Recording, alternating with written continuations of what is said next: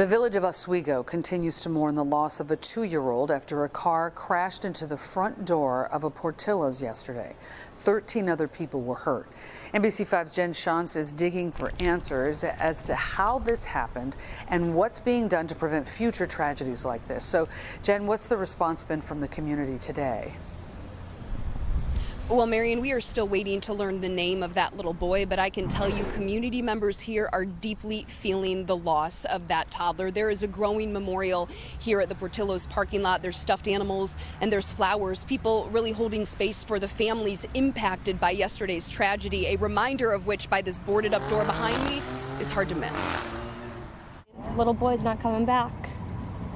Cry. Caitlin Tomlinson is mom to a 2-year-old little girl, and she's dined here before. She joined several others today, visiting the site of yesterday's crash that claimed the life of a toddler. When I heard it, broke my heart, so I felt like I needed to bring a toy just for something for the little boy. Oswego police have not indicated exactly how this happened, only saying it looks to have been an accident when a car drove into the front door of the Portillo's, hurting 14, including the driver.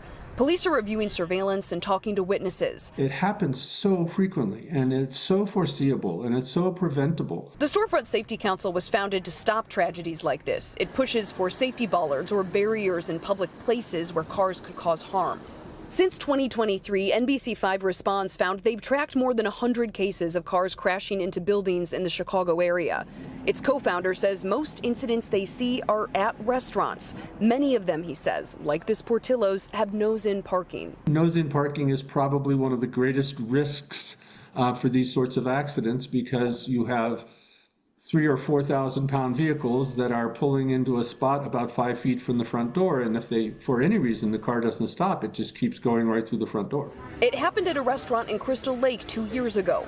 4 people were hurt. When you come to have dinner, you don't think that you're gonna, have a tragic happen, Oswego's village president tells me there's been a requirement for bollards for outdoor seating areas for decades. But after this tragedy, he's looking at whether or not that should be expanded. He's bringing it up at the next board meeting.